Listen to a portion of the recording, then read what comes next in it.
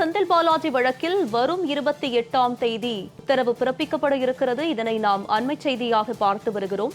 வரும் 28ஆம் தேதி உத்தரவு பிறப்பிக்கப்படும் என சென்னை முதன்மை அமர்வு நீதிமன்றம் அறிவிப்பை வெளியிட்டிருக்கிறது. இதனை நாம் அண்மை செய்தியாக பார்த்து வருகிறோம். இது பற்றிய கூடுதல் விவரங்களை பதிவு செய்ய காத்திருக்கிறார் எமது செய்தியாளர் மகேஸ்வரி. அவரிடம் விவரங்களை கேட்டு பெறலாம். மகேஸ்வரி, இது தொடர்பான விவரம் என்ன பதிவு பண்ணுங்க? சட்டவிரோத பணப்பரிமாற்ற தடை சட்டத்தின் கீழ் அமலாக்கத்துறையால் பதிவு செய்யப்பட்ட வழக்கில் இருந்து விடுவிக்க வேண்டும் என்ற கோரிக்கையை முன்னிறுத்தி முன்னாள் அமைச்சர் செந்தில் பாலாஜி தாக்கல் செய்த மனுவானது இன்றைய தினம் சென்னை மாவட்ட முதன்மை அமர்வு நீதிமன்றத்தினுடைய நீதியரசர் அள்ளி அவர்கள் முன்னிலையில் இன்றைய தினம் விசாரணைக்கு எடுத்துக் கொள்ளப்பட்டது.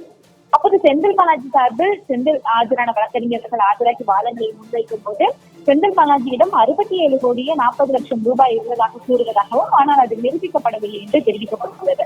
மேலும் அமலாக்கத்துறை வழக்கில் செந்தில் பாலாஜி தண்டிக்கப்படக்கூடிய நிலையில் மத்திய குற்றப்பிரிவு போலீசார் பதிவு செய்துள்ள வழக்கில் அவர் விடுவிக்கப்பட்டால் என்ன ஆகும் என்று நீதியரசர் அள்ளி அவர்கள் செந்தில் பாலாஜி தரப்பிற்கு கேள்வி ஒன்றை எழுப்பினார்கள்.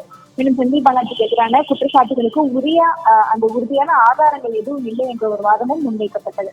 அமலாக்கத்துறை சார்பில் ஆஜரான வழக்கறிஞர்கள் ஆஜராகி வாதங்களை முன்வைக்கும் போது கிடைக்கப்பட்ட அந்த ஆதாரங்களின் அடிப்படையில் தான் செந்தில் பாலாஜிக்கு எதிராக வழக்கு பதிவு செய்யப்பட்டுள்ளதாகவும், கடந்த 2015ஆம் ஆண்டு, 16ஆம் ஆண்டு மற்றும் 2017ஆம் ஆண்டுகளில் செந்தில் பாலாஜியினுடைய வங்கிக் கணக்கில் அந்த வங்கி கணக்கில் அதிக அளவில் பணம் வங்கியில் டெபாசிட் செய்யப்பட்டுள்ளதாகவும், அவருடைய வீடு, அலுவலகம் உள்ளிட்டவர்களில் இருந்து 30 கோடி ரூபாய் கண்டுபிடிக்கப்பட்டுள்ளதாகவும் அமலாக்கத்துறை சார்பில் வாதங்களானது முன்வைக்கப்பட்டது.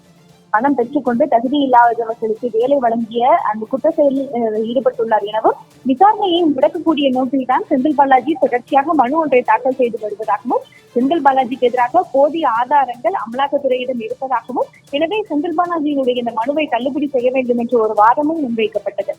அனைத்து தரப்பு வாதங்களும் நிறைவடைந்த நிலையில் செந்தில் பாலாஜி மீதான உத்தரவை மார்ச் 28ஆம் தேதிக்கு நீதியரசர் அள்ளி அவர்கள் தள்ளி வைத்துள்ளார்கள். உங்களுடைய விரிவான விவரங்களுக்கு நன்றி மகேஸ்வரி.